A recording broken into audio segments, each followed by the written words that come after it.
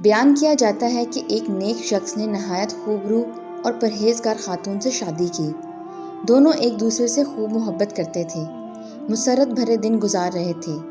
ایک مرتبہ شوہر کو طلب رزق کے لیے سفر کی حاجت آ پڑی۔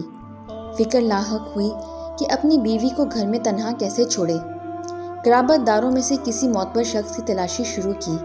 اسے اپنے سگے بھائی کے علاوہ کوئی معتبر ذمہ دار نہ ملا۔ بھائی کے گھر میں بیوی کو چھوڑا، مگر پیارے نبی صلی اللہ علیہ وآلہ وسلم کا یہ فرمان بھول گیا، الحم الموت، دیور موت ہے، اور وہ سفر پر روانہ ہو گیا۔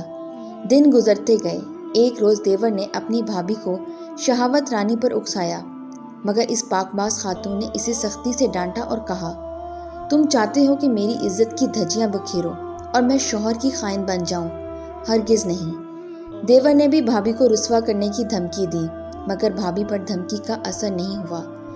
کہا، جو تم کرنا چاہو کرو، میرے ساتھ میرا رب ہے۔ اس نیک خاتون کا شوہر جب سفر سے لوٹا تو اس کے بھائی نے فوراً اپنی بھابھی پر الزام لگا دیا کہ تمہاری بیوی نے مجھے بدکاری پر اکسایا تھا، لیکن میں نے منع کیا۔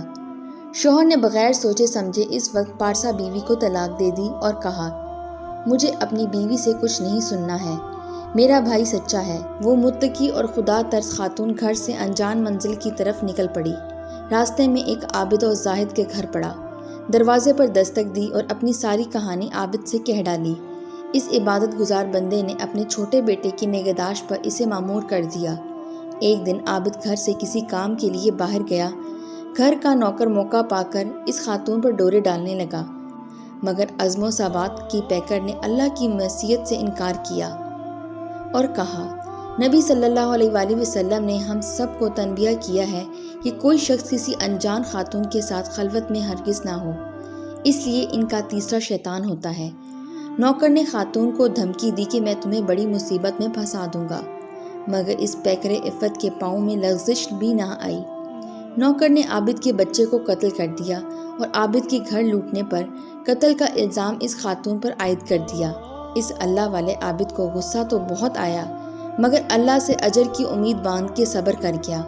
2 دینار اجرت کے طور پر خاتون کو دیے اور گھر چھوڑنے کا حکم دیا۔ اللہ تعالیٰ فرماتا ہے کہ غصہ پی جانے والوں اور عفو درگزر کرنے والوں کو اللہ محبوب رکھتا ہے۔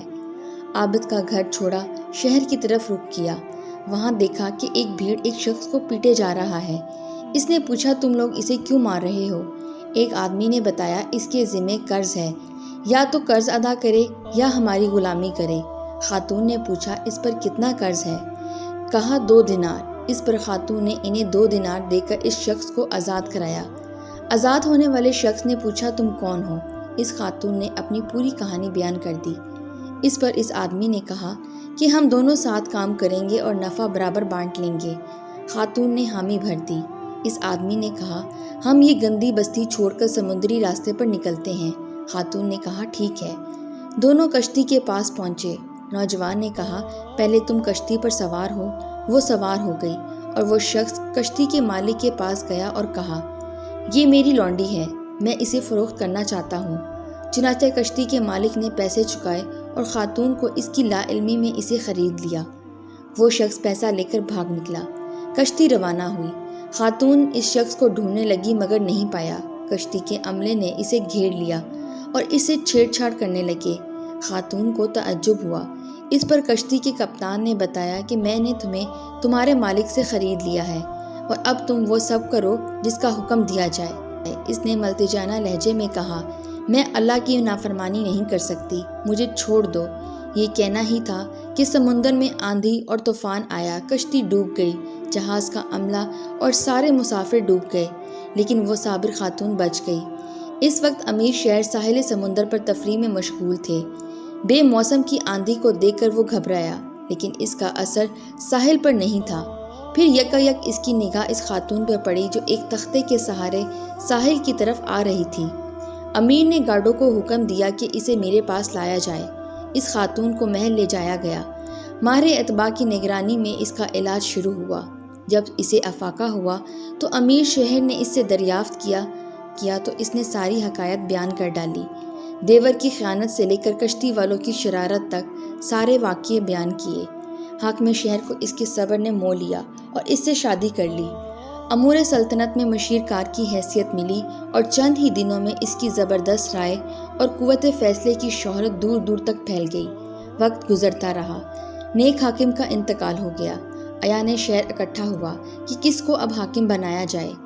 متفقہ طور پر لوگوں نے اس ذہین اور عاقل خاتون زوجہ امیر شہر کو اپنا امیر منتخب کر لیا۔ حاکم بنتے ہی اس خاتون نے ایک وسیع میدان میں کرسی لگانے کا اور شہر کے تمام مردوں کو حاضر ہونے کا حکم دیا۔ تمام مرد حضرات اس کے سامنے سے گزرنے لگے۔ اس نے اپنے سابق شوہر کو دیکھا اور کنارہ ہو جانے کا اشارہ کیا، پھر اس کے بھائی دیور کو کنارے ہونے کا حکم دیا۔ عابد کو اب ایک کنارے کیا، پھر اس نے عابد کے نوکر کو دیکھا، اسے بھی مجمع سے الگ کھڑے ہونے کا حکم دیا۔ پھر اس خبیث شخص کو دیکھا جسے اس خاتون نے آزاد کرایا تھا، اسے بھی کنارے کھڑے ہونے کا حکم دیا۔ اب باری باری فیصلہ کرنے لگی۔ سب سے پہلے سابق شوہر سے مخاطب ہوئی، تم کو تمہارے بھائی نے دھوکے میں رکھا، اس لیے بری ہو، لیکن تمہارے بھائی کو حد قذف لگائی جائے گی، اس لیے کہ اس نے مجھ پر جھوٹی تہمت لگائی تھی۔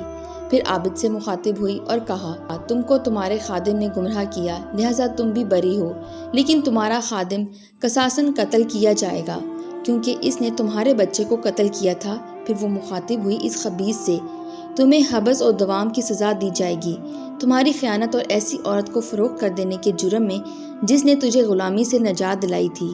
اللہ کی ذات پاک ہے، کسی کے اچھے عمل کو ضائع ہونے نہیں دیتا۔ فرماتا ہے، جو اللہ سے تقوی اختیار کرتا ہے، اللہ اس کے لیے ایسے راستے ہموار کر دیتا ہے اور ایسی جگہ سے رزق عطا کرتا ہے جس کا اسے گمان نہیں ہوتا۔